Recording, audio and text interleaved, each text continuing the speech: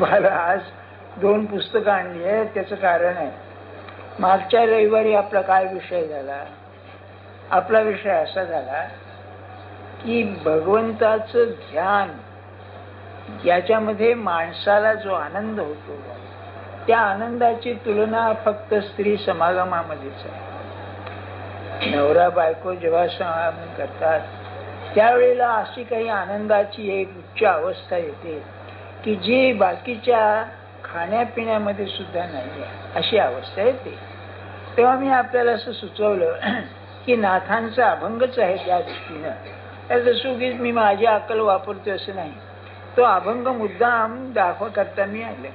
विषय निघाला परंतु मला पुस्तक काय आणलं नाही. नाथांचा अभंग असा आहे, रतीच्या अंती जे होय सुख सर्वांगी ते सर्वदा देख. तुम्हाला एक सांगतो, हे नाथांचं भागवतही आहे की महाराष्ट्रीय संतांमध्ये आपल्या देशामध्ये इकडे प्रांतामध्ये आणि तिकडे बंगालमध्ये रामकृष्ण परमहंस आणि कबीर यांच्या अनुभवांचं जे वर्णन आहे हे वर्णन कमालीचं आहे बरं का. त्यातल्या त्यामध्ये नाथांचं जे वर्णन आहे ते म्हणजे इंग्लिशमध्ये पार एक्सलन्स म्हणतात असं आहे. मी आपल्याला प्रेमाने एक गोष्ट सुचवतो. आपण अध्यात्माची जर आवड असेल, मराठी भाषेचं म्हणतोय मी, आपण एकदा नाथ भागवत नजरे खालून घाला बरं का. प्रेमाचा समुद्र आहे. 2 तऱ्हेचं प्रेम, एक भगवंताचं प्रेम आणि गुरुचं प्रेम. काय ज्ञानेश्वर महाराजांचं जसं जसं निवृत्तीनाथांचं वर्णन आलं की ज्ञानेश्वर महाराज वाहवले, तसंच नाथांचं आहे.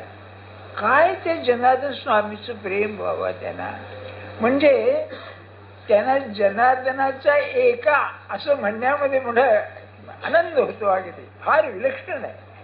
तेव्हा त्यांचं काय आहे म्हणावं तर ज्ञानेश्वरीवरती जणू काय टीका आहे नाथ भागवत. म्हणजे ज्ञानेश्वर महाराजांचा जो विषय आहे तो विस्ताराने सांगितलेला आहे, पण इतकी जबरदस्त मूळ प्रतिभा यांची आहे की असं वाटत नाही हे तेच आहे म्हणून बरं.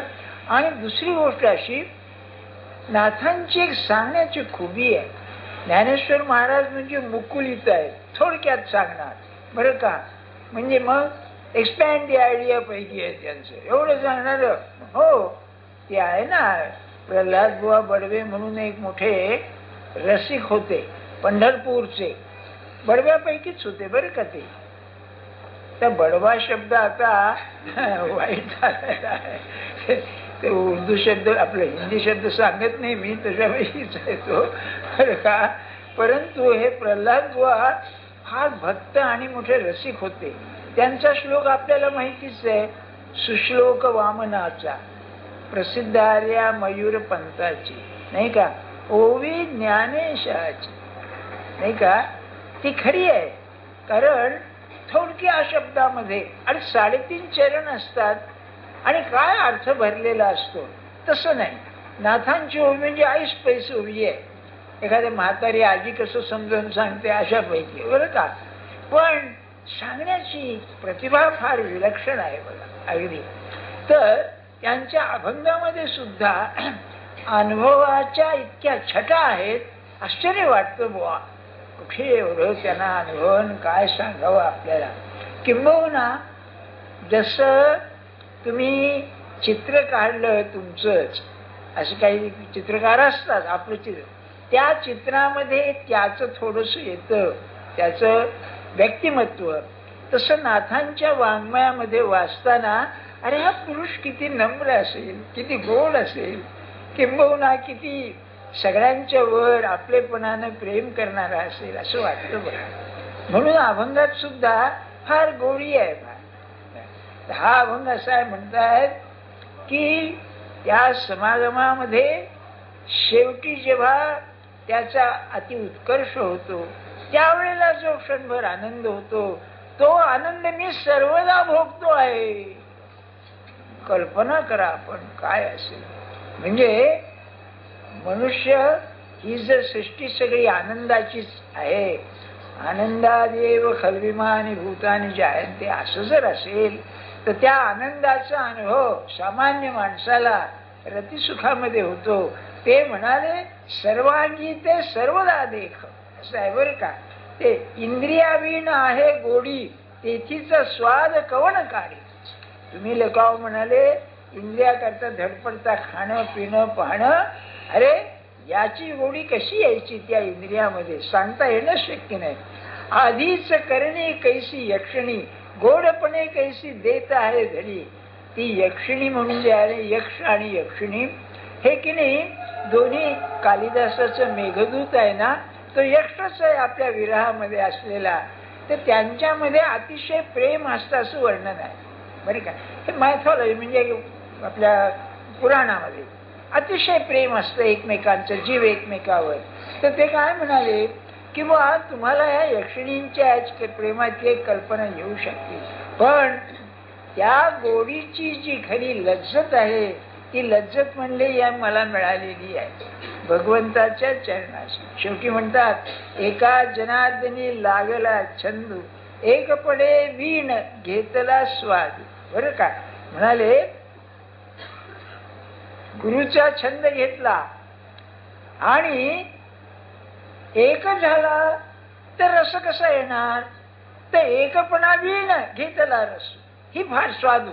म्हणजे म्हणावा तर एकच आहे, म्हणावा तर दोनपणाने घेतलेला आहे बरं का. हा मुद्दाम दाखवला नाही तर एका वेळेला असं वाटतं अहो तुम्ही सांगताय खरं आहे का, तुमच्या मनचं तुम्ही दडपून देता, असं नाही बरं का. आता हा जो आनंद आहे ना हा केव्हा येतो तो थोडासा विषय सांगतो आपल्याला.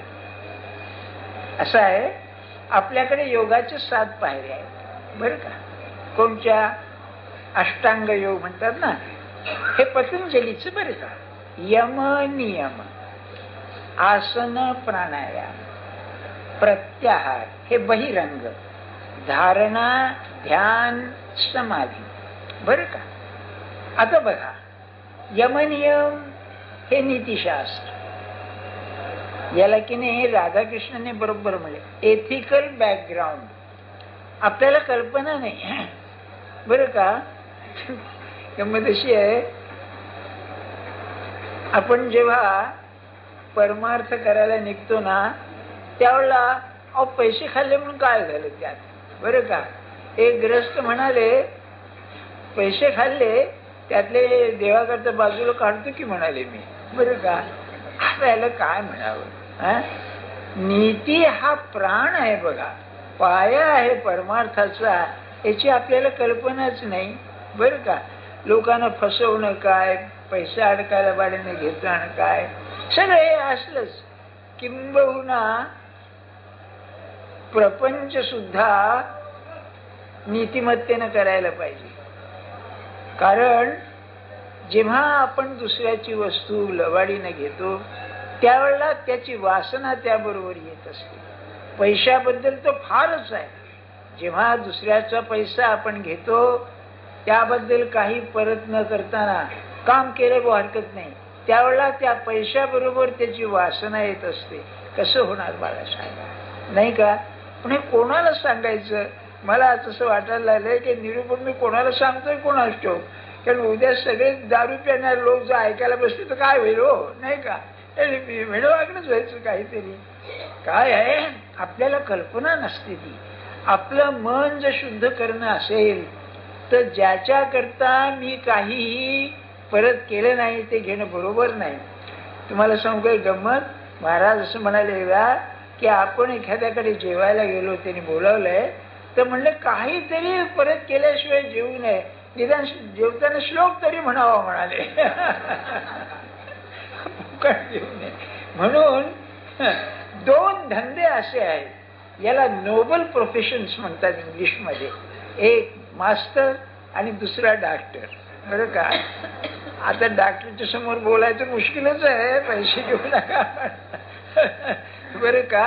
पण खरंच विद्या द्यायची म्हणजे घे, काय तुम्हाला देणारच परत, हे तुला मोकळ ठेवले. आपल्याकडे अशी माणसं असत बरं का. म्हणजे आमचे प्रिन्सिपल होते डॉक्टर गजेंद्र गडकर म्हणून, तुम्हाला ऐकून ठेवू A.B. गजेंद्र म्हणून, त्यांचे वडील होते बाळाचार्य गजेंद्र, साताऱ्याला असत. जन्मभर लोकांना त्यांनी वेदांत शिकवला. तर ते म्हणाले, निघालं काय एकदा ते उत्तम कोट घालून आले होते, सर्जन कायदे असं, सर्जन काहीतरी असं नवीन कपडा, ते मिलिटरीमध्ये होते त्या युनिव्हर्सिटीच्या UTC मध्ये. तेव्हा सहज कोणीतरी म्हणलं की, मला वाटतं काणेकर त्यांना म्हणाले की आज म्हणाले कोटपीट नवीन दिसतोय, त्याच्यावरून विषय निघाला. ते म्हणले आमचे वडील 40-42 वर्ष लोकांना साताऱ्यामध्ये शिकविलं, जो येईल त्याला फुकट शिकवायचं, काही घ्यायचं नाही. तर त्यांना 2 वस्त्र पुरायची, एक खांद्यावर एक खाली, एक धोतर आणखी अंगावर पंचा. जन्मभर म्हणलं थंडी बिंडीमध्ये 2 पंचे घेतले. म्हणाले काय नाही, कधी कुणाकडे मागायचे नाहीत, काय करायचं नाही. हे मास्तरकी, आमची मास्तरकी खरी नव्हे. आम्ही आता संपच करतो, मुळी पगार वाढवित नाहीत म्हणून, हे जाऊ दे. आणि दुसरं डॉक्टर, काय सांगू तुम्हाला, महाराजांचं वाक्य आहे, वैद्यकीला पैशाचा विटाळ नसावा. ऐकूनच चमत्कारिक वाटतं. आता नाही, काळ बदलला, आपल्या पोटापुरतं मिळवायला पाहिजे, औषधं महाग झाली, हे सगळं खरं. परंतु हॉस्पिटलमध्ये गेल्यावर ऑपरेशन केल्यानंतर पुन्हा जगायची मुश्किल व्हावी, एवढे पैसे तरी घेऊ नयेत माणसाने. काय पण तेही बरोबर आहे त्यांचं, ते यंत्र असतात, ते खर्च लागतो. पण याच्या विद्येची काही किंमत आहे, ती नको का कमी करायला? ती कशाला कमी करतोय तो, नाही का? मला वाटतं तो त्या बिल पाहूनच अर्धा मरत असेल, नाही का? रोगाचं तर जाऊ द्या, नाही ते सगळं जाऊ द्या. सांगण्याच हेतू काय, तर नियम अतिशय नीतिमान पाहिजे. नीतीचं एक तेज असतं बरं का, लक्षात ठेवा. आपण नैतिक माणूस हा सामर्थ्यवान असतो. तुम्हाला एक लोकमान्यांची गोष्ट मी सांगितलेली आठवते का? काय सामर्थ्य असेल बघा. काय झालं, त्यांच्यावर ते ताई महाराजांची केस होती. तेव्हा त्यांच्यावर आरोप काय होता की यांनी जबरदस्तीनं त्या बाईच्याकडून ती सही घेतली, बरं का, असा आरोप होता.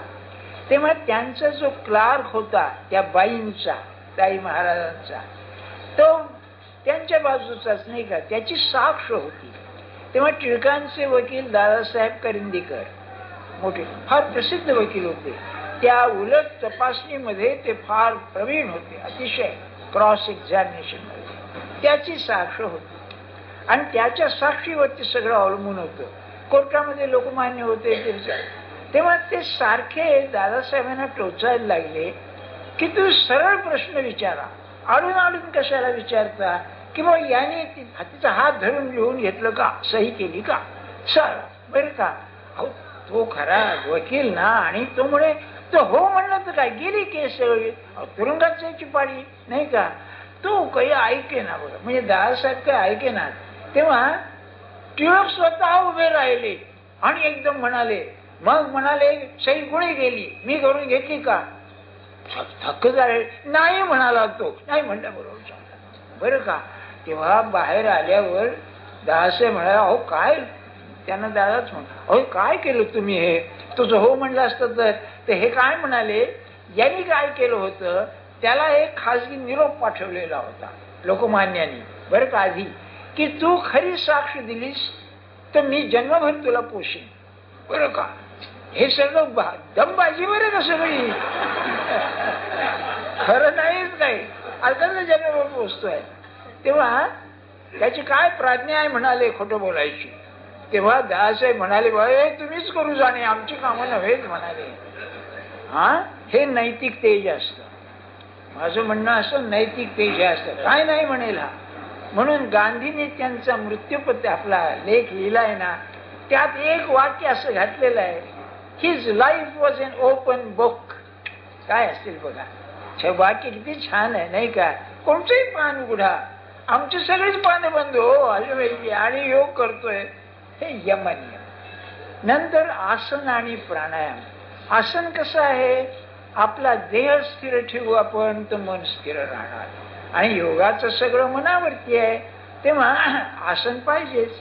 मी आपल्याला सांगितलं ना की हे आसनाची गंमत, या हॉस्पिटलमध्ये या डॉक्टर लोकांना आठवण झाली, पलंग असतात बघा, ते खाली वर करायचे, ते आसनाचाच प्रकार आहे तो. त्या पेशंटला बरं वाटेल ज्या अवस्थेमध्ये, त्याचं आसनाला पोस्चर म्हणतात इंग्लिशमध्ये. पण शाळेमध्ये किंवा कॉलेजमध्ये जे डेस्क असतं ना, त्याला एक प्रमाण आहे बघा, की ते 15 इंच पाहिजे अंतर, पाहताना वागता कामाचं नाही, हे करताना. आणि टेकायला सुद्धा थोडं तिरपं असतं, त्याची ती मेजरमेंट्स आहेत, बरोबर मोजमाप आहे. म्हणजे आसन सगळीकडेच आहे. अहो, आपल्या या रेल्वेच्या नव्या गाड्या केल्या ना, त्याच्यामध्ये सीट्स फार उंच नव्हत्या, कारण त्या जपानी लोकांनी ते केल्या, ते गिड्डे लोक आहेत, त्यामुळे त्यांची उंची कमी आहे ना. म्हणजे आसन हे खरोखरच महत्वाचं आहे. मग ती बाकीची आसनं जाऊ द्या, योगाला काही शीर्षासन नको आहे, ते वेगळं.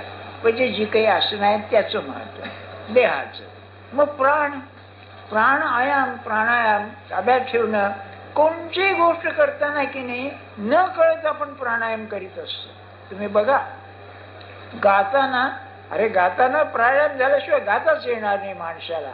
बोलताना सुद्धा त्याचा प्राणायामच होत असतो एक प्रकारे. इंग्लिशमध्ये फार छान आहे प्राणायाम, म्हणजे रेग्युलेशन ऑफ ब्रेथ. आवरणं नव्हे तर त्याला व्यवस्थित लावणं, ते आहे हे. आणि मग इंद्रियांना आपल्या आहारापासून आवरणं. प्रतिआहार, प्रत्येक इंद्रियांचा आहार.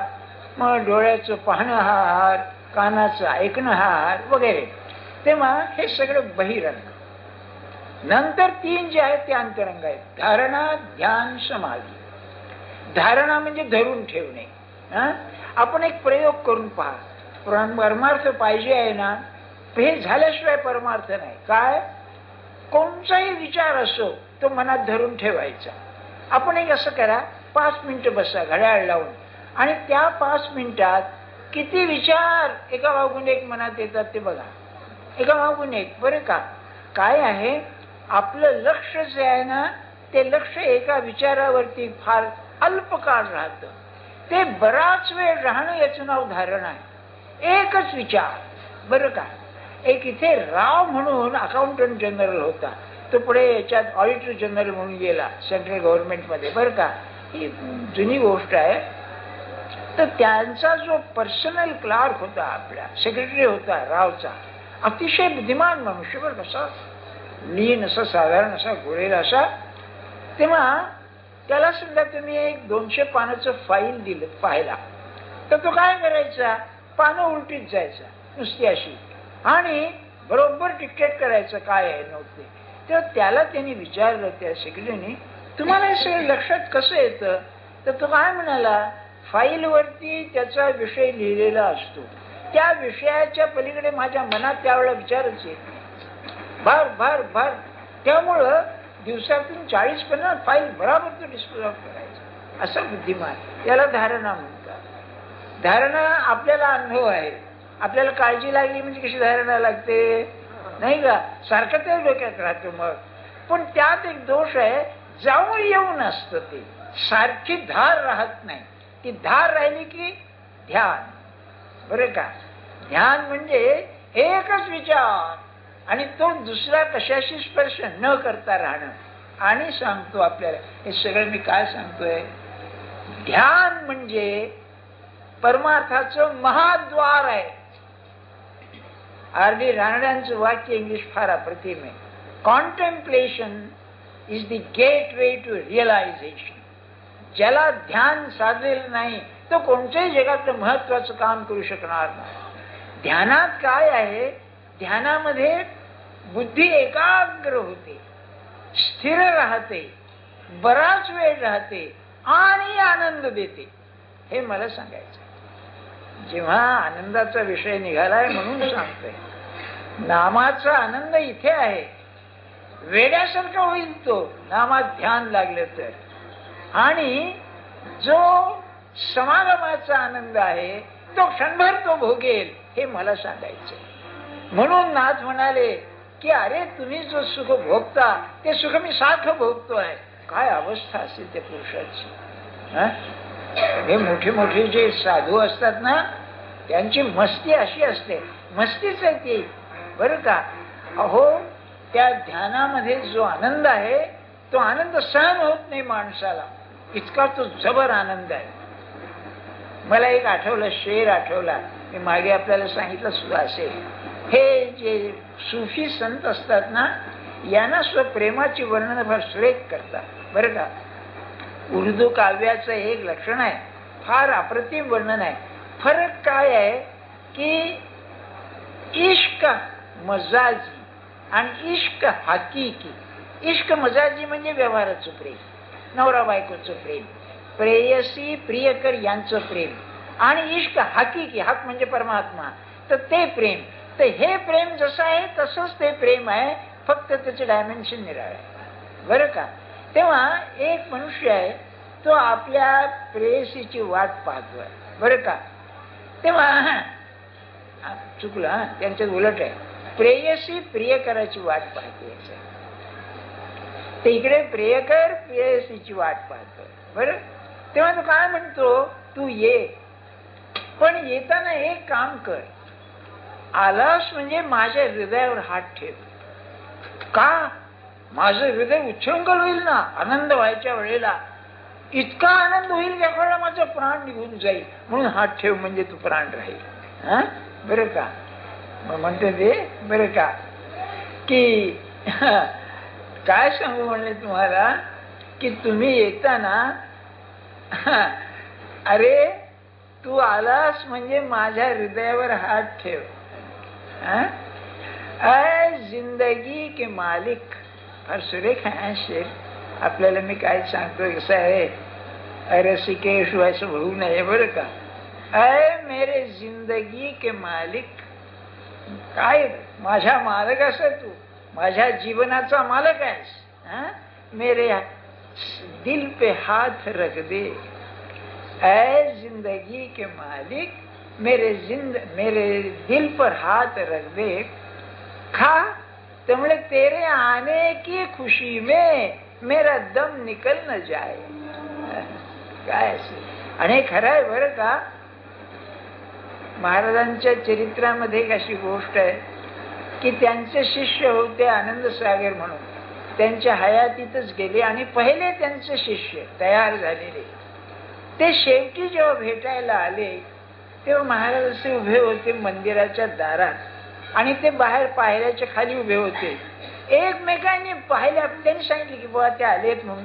महाराज पुढे गेले, दोघंही उभे राहिले आणि रडायला लागले. अरे या गुरुच्या प्रेम, आपलं काय होतं वन वे ट्रॅफिक आहे शिंचा गुरुच्या प्रेमाचा.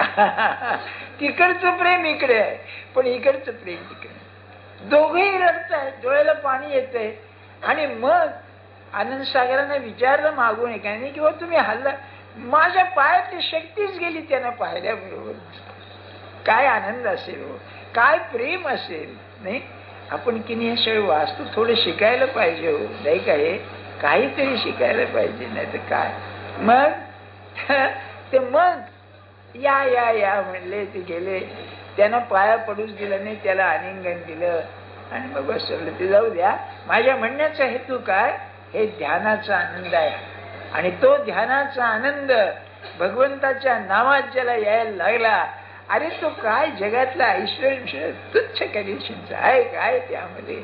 आणि बाकीचे मोठी माणसं कसली म्हणता तुम्ही, कवी असेल काय, राजकारणी असेल, विद्वान असेल, काय त्यात हे खरं आहे ते बरं का. तर ते ध्यान का कसं करावं हे नाथांनी भागवतात सांगितलेलं आहे. ते काय आहे, सगुण ध्यान आणि निर्गुण ध्यान. निर्गुणाचं ध्यान आपोआप होत असतं, पण हे जे संत असतात यांना सगुणाचं ध्यान फार छान असतं. कोणी बघा, ज्ञानेश्वर महाराज, तर मी आपल्याला सांगितलं कृष्ण त्यांच्या हृदयात स्थिर झालेला. आपल्याला तर पाठ झाला असेल, काय पुरुष असेल बुवा तो. म्हणजे देह ज्ञानेश्वर महाराजांचा आणि आतमध्ये कृष्ण हो ना. कसं कसं आहे बघा, तुम्हाला सांगितलेलं आठवते ना, पांडवाशी सदा काळी कृष्ण राहिला जवळी, ज्ञानदेवा हृदय कमळी तैसाची स्थिरावला. अरे काय असेल, म्हणजे चालतं तेच ना. तुकाराम बुवा असं म्हणाले विठ्ठल हे छाया माझी मज, माझ्या बरोबर छायेसारखा तो आहे. आणि काय पंढरीचं पांढरी जरी झाला तरी सुंदर ते ध्यान. काय असेल सौंदर्य नाही का? कसं असेल विचार करा. मला कल्याण स्वामीचं आठवतं ध्यान. बरं काय कसं म्हणाले की मज आवडतो मम स्वामी, मज आवडतो मम स्वामी, निशिदिनी अंतर्यामी. काय असेल हो? असं झालं पाहिजे बघा. चालता बोलता उठता बसता माझा गुरु माझ्या बरोबर आहे, आतमध्ये आहे, हे ध्यान लागलं ना. त्याला काही बसावं लागतं असं नाही. त्याचं स्मरण असतं. ते स्मरण फार सूक्ष्म असतं. तेव्हा त्या रूपाचं सुंदर ध्यान करावं म्हणजे काय अवस्था होते ते नाथ सांगतात. म्हणून ते 2-4 ओव्या वाचून दाखवतो आपल्याला. बरं का? काय म्हणाले? विषयी आवरोनी मन. नाथांच्या भाषेमध्ये बहुतेक आधुनिकता आहे. कारण 300 वर्ष काळ गेला समर्थ आपल्या ज्ञानेश्वर महाराजांच्या नंतर. त्यामुळे त्यांचं मराठी पुष्कळसं आपल्या मराठीसारखं आहे. फारसं तसं कठीण नाही. विषयी आवरोनी मन, अखंड करिता माझे ध्यान, मद्रूपच होय जाण, ऐसे चिंतन करावे. महाराज म्हणाले गुरुला जिवंत ठेवणं शिष्याच्या हातात आहे. अरे तो देह ठेवल्यावर जिवंत कसा? तो म्हणजे देहात नसतोच तो जिवंत असताना सुद्धा तो जिवंत. आणि खरं आहे बरं का, त्यांचं अस्तित्व भासायला लागलं तर ते आहेतच. आहेत म्हणजे काय नाही का? याचं मी उत्तम उदाहरण आपल्याला सांगतो ना. ते भाऊसाहेब होते ना, माझ्यावरती म्हणजे तो प्रसंग येऊन मी पाहिलेला आहे. त्यांना तो हर्निया स्ट्रँग्युलेट झाला. म्हणजे काय पीळ पडतो काहीतरी आतड्यानं. आणि तो डॉक्टर म्हणाला की यांना तुम्ही दवाखान्यात पोहोचवा, नाही तर तासभरात हा मनुष्य मरेल, द ओल्ड मॅन विल डाय म्हणून. आणि तासाने त्यांनी चौकशी केली की म्हातारा ऐका नाही म्हणून. तेव्हा मला म्हणजे डॉक्टर काय म्हणला, तर मला काय म्हणाले, हीच तसबीर होती बरं का, त्यांच्यासमोर त्यांच्या कानावर घाला म्हणाली बरं का. आणि खरं सांगतो माझी काही श्रद्धा नव्हती की महाराज ऐकतायत. बरोबर, मी प्रामाणिकपणे सांगतो. आणि मला म्हणजे सांगितलं का? हो म्हणलं. आपली जबाबदारी संपली म्हणाली. काय बघा, म्हणजे तो आहे ही केवढी श्रद्धा आहे नाही का? अरे हे जर बाहेरच्या स्थूल चित्रावर ही श्रद्धा, आतमध्ये ज्याच्या आहे त्याचं काय असेल मला सांगा नाही का? आतमध्ये तो ज्याच्या प्रगट आहे, ज्ञानेश्वर महाराजांच्या सारखा हृदय कमली तैसाच स्थिरावला. मग माझा गुरु माझ्यात आहे म्हटल्यावर काय? त्याला एक उपाय आहे बरं का. आपण जे जे काम करू ना ते सांगून करावं त्यांना, तो ऐकतोय म्हणून. आणि तो अंतर्यामीच आहे तर ऐकतच असावे, श्रद्धा पाहिजे तिथे. म्हणून ज्ञानेश्वर आपलं नाथ म्हणतायत विषयी आवरोनी मन, अखंड करिता माझे ध्यान, मद्रूपच होय जाण, ऐसे चिंतन करावे. वाह! म्हणजे मी करताना काय काम करताना मी करीत नाहीये, तो करतो आहे. आणि हा अनुभव येईल बरं का. मी अगदी यांनी सांगतो, दासबोध ज्या वेळेला मी अर्थ लिहिला त्यावेळेला एक दिवस खरोखरच असं आलं. ते मी लिहून गेलो. 8वा आपलं दशक होता, 7वा 8वा ते वेदांत आहे त्यामध्ये. तर लिहून गेल्यावर मला असं वाटलं मी लिहिलं नाही बुवा, हे कसं काय आलं कोणास ठाऊक. म्हणजे त्या चिंतनामध्ये जसं तो प्रेरणा करतो तसं तुम्ही जे काम कराल त्या कामामध्ये अरे हात मी नाही तो करतोय ही जाणीव जा. आज मजा किती आहे त्यामध्ये. अरे माझा गुरु माझ्या हाताने हे काम करतोय, लिहिणं काम का, तुमचं ऑपरेशन सुद्धा काय, अरे तो करतोय तो करतोय, याच्यामध्ये किती मजा आहे मला सांगा, आनंद आहे की नाही. म्हणून म्हणाले, पुढे म्हणाले नाथांचं फार छान आहे. चिंतनी विचकता मन, सविवेक बुद्धिबळ जाण, निशंक करिता माझे स्मरण, धारणे विण ध्यान ठसावे. अरे तुम्ही वाचा ग्रंथ. काय आय हॅव एन्जॉयड. मी किती सांगतो ना, फार मी तो भोगलेला आहे, त्याचा आनंद आहे. धारणे विण ध्यान ठसावे, चिंतनी बिचकता मन. म्हणजे बिचकता म्हणजे घाबरतय, चिंतन होत नाहीये बरोबर, तुटतंय किंवा जडत नाहीये बरोबर. मग म्हणाले चिंतनी बिचकता मन, सविवेक बुद्धी बळे जाण. विवेक करावा, हे नाही असं चालायचं नाही, मनाला सांगावं हे नाही असं चालणार. मग बुद्धीचं बळ वापरून पुन्हा त्याला आणलं पाहिजे. मग म्हणाले निशंक करिता माझे स्मरण, सारखी आठवण, तुम्ही आहात, तुम्ही आहात, तुम्ही आहात. मग धारणे विण ध्यान ठसावे. योगाने पायरी सांगितली धारणा मग ध्यान नाही, एकदम ध्यान झालं पाहिजे. काय सुरे काय पुढे म्हणाले धारणा जरी तुटवून जाये, ध्यान ठसा न तुटत राहे. हा म्हणजे धारणा तुमची केली आहे तरी पण ध्यानाचा ठसा राहतो. आणि मग मन मूर्तीच्या ठाई पाहे, जडले ठाई सर्वांगी. मग त्या मूर्तीच्या ठिकाणी मग पुढे वर्णन केलंय मूर्ती कशी असावी, अतिशय गोड असावी, गोजिरी असावी किंवा नाजूक असावी, हा प्रेमाने आपल्याकडे पाहणारी असावी. हे पुढच्या 2-4 ओव्यात आहे. त्याचं पुढे सांगतो. मला आनंदाचं सांगायचं आहे. ते ध्यानाचा जो आनंद आहे तो रतीच्या आनंदासारखा आहे, त्यांना सांगायचं आहे. गुरुचं घेणे काय आहे. तुम्हाला मी एक मागच्या रविवारी का पडली एक अनुभव सांगितला ना, माझा नव्हे, त्या मानस पूजेचा. ते नाही का त्या बाईच्या अंगावर खसचा वास येत होता म्हणून सांगितलं. ती येऊन बसली. मला वाटलं बाईने हात तर लावला असेल. नाही तर ती म्हणाली